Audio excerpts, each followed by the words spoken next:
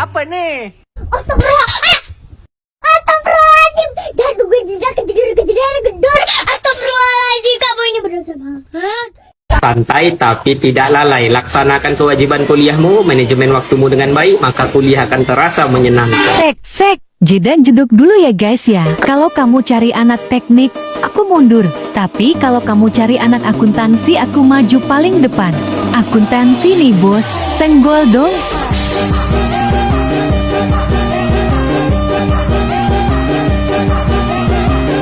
Budrek dan sakit kepala tung budrek tak tung datang kapan saja.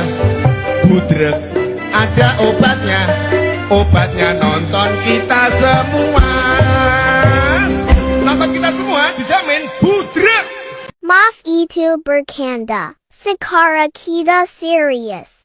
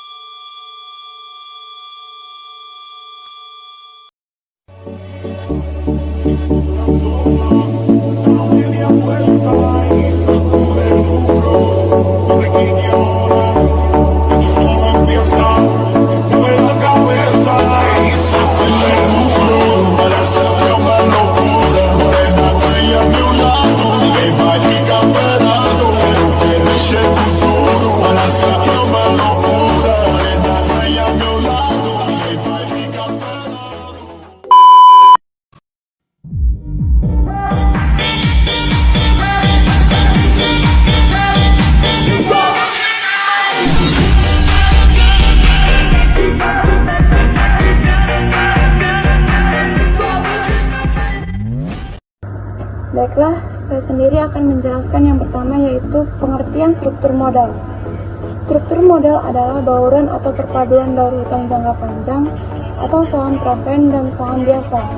Struktur modal yang ditargetkan adalah perpaduan antara hutang, saham proven, saham biasa yang dikehendaki perusahaan dalam struktur modalnya. Sedangkan struktur modal yang optimal adalah struktur modal yang mengoptimalkan keseimbangan antara risiko dan pengembalian sehingga memaksimalkan harga saham. Selanjutnya yaitu tujuan manajemen. Tujuan manajemen struktur modal adalah memadukan sumber dana permanen yang digunakan perusahaan dengan cara yang akan memaksimalkan harga saham perusahaan. Sebaliknya, tujuan ini bisa dipandang sebagai pencarian terhadap paduan dana yang akan meminimalkan campuran biaya modal perusahaan.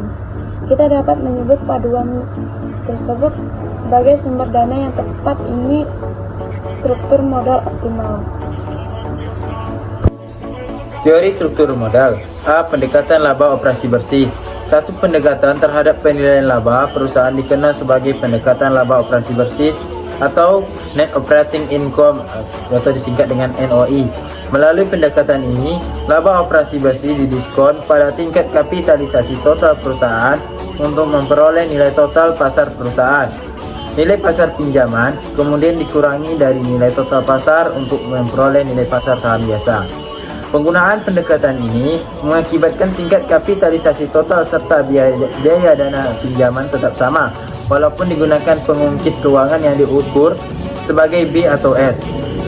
Sejauh ini, pembahasan laba operasi bersih hanya dilakukan dalam batasan definisi. Namun, pembahasan masih memiliki kekurangan dalam menjelaskan perilaku penting yang dimiliki laba operasi bersih. Modigliani dan Miller, dua ahli teori keuangan pemenang penghargaan Nobel, memberikan dukungan atas perilaku pemisahan penilaian total dan biaya modal perusahaan di struktur modalnya. B. Pendekatan tradisional.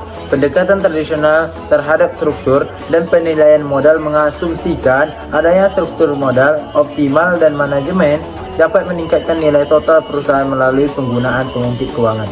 Pendekatan ini menyatakan perusahaan pada awalnya dapat mengurangi biaya modalnya dan meningkatkan nilai totalnya melalui pengembalian ekuitas yang diminta. Perkenalkan, nama saya Nur Saida Pulungan dengan NIM 2124058 ingin melanjutkan materi.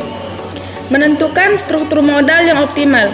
Struktur modal keuangan adalah suatu ukuran yang menunjukkan sampai sejauh mana hutang dan saham prepen digunakan dalam struktur modal perusahaan.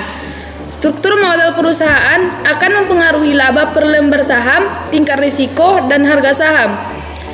Menurut konsep cost of capital, perusahaan harus mengusahakan agar dapat mencapai struktur modal yang optimal, yakni struktur modal yang dapat meminimalkan biaya penggunaan modal rata-rata, di mana besarnya average cost of capital tergantung pada proporsi masing-masing sumber dana tersebut.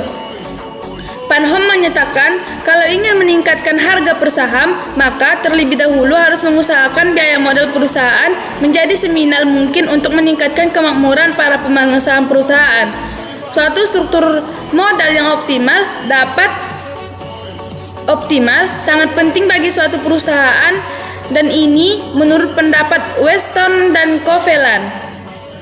Dari semua uraian di atas, dapat diketahui bahwa bila ingin memaksimumkan harga per saham, maka harus mengoptimalkan struktur modal perusahaan tersebut dengan berusaha keras supaya biaya modal menjadi seminimum mungkin jumlahnya.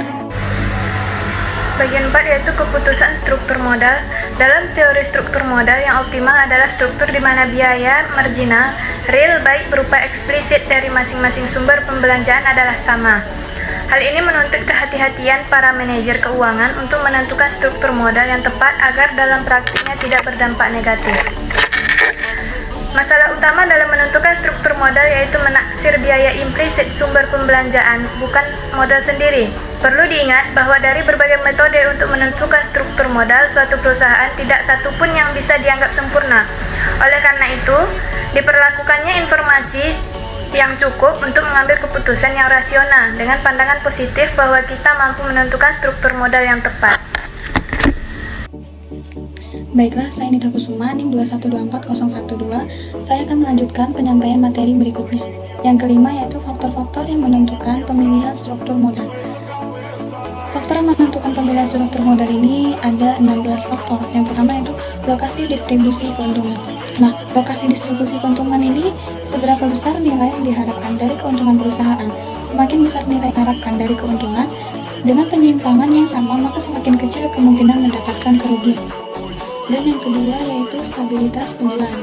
Stabilitas penjualan dan keuntungan. Bahwa semakin stabil, berarti semakin kecil pinjaman, karena bertambah besarnya kemungkinan perusahaan mampu untuk memenuhi kewajiban tetapnya. Yang ketiga yaitu kebijakan dividen. Kebijakan dividen ini implikasi bahwa banyak perusahaan yang mencoba menggunakan kebijakan dividen dalam jumlah yang konstan akan langsung dirasakan bagi manajer keuangan, yaitu dengan menyediakan dana untuk membayar jumlah dividen yang tetap. Semakin tinggi tingkat leverage-nya, maka semakin besar kemungkinan perusahaan tidak bisa membayar dividen dalam jumlah yang tetap. Yang keempat ini ada pengendalian. Penggunaan hutang yang agak tinggi daripada pengeluaran saham baru dianggap lebih menguntungkan dengan alasan kepemilikan. Hal ini bisa jadi menyebabkan pihak yang semula memiliki sebagian besar saham dengan pengeluaran saham baru akan menjadi berkurang bagiannya dan akan mengurangi penguasaan atas perusahaan. Yang kelima yaitu resiko kebangkrutan. Menurut Halim dan Sarwoto, di tahun 1995, pada dasar modal sempurna, resiko kebangkrutan aktiva dapat dijual sesuai dengan nilai ekonomisnya dan dibagikan sesuai dengan klaim. Yang keenam ada stabilitas penjualan. Bagi perusahaan yang memiliki tingkat penjualan yang stabil setiap tahunnya, boleh memiliki hutang yang besar dan resiko menanggung biaya tetap yang tinggi. Yang ketujuh, struktur aktiva. Struktur aktiva dapat digunakan sebagai jaminan peminjaman hutang dalam jumlah besar. Yang kedelapan, elastisitas operasi rendah yang dimiliki perusahaan lebih memungkinkan untuk memanfaatkan hutang keuangan.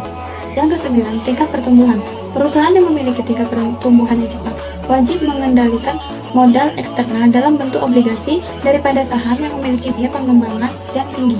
Yang ke-10, profitabilitas.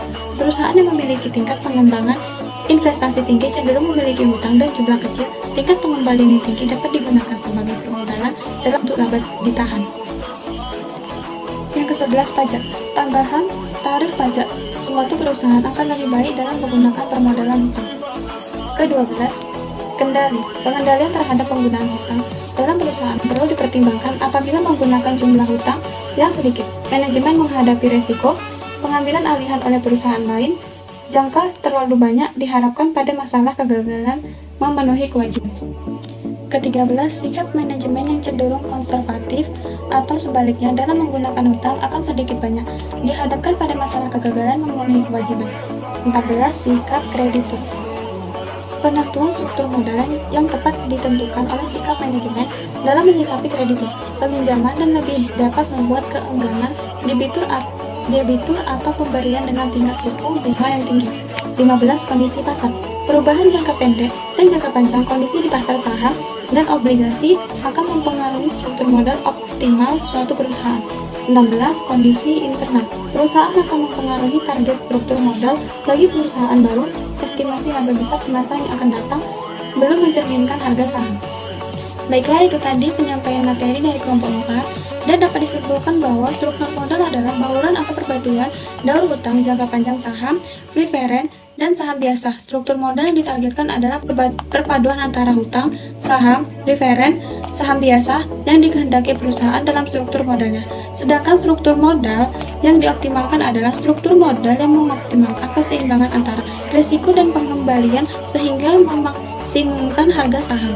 Apabila suatu perusahaan dalam memenuhi kebutuhan dananya mengutamakan pemenuhan dengan sumber dan dari dalam perusahaan, maka hal ini dapat menyebabkan berkurangnya ketergantungan kepada pihak luar.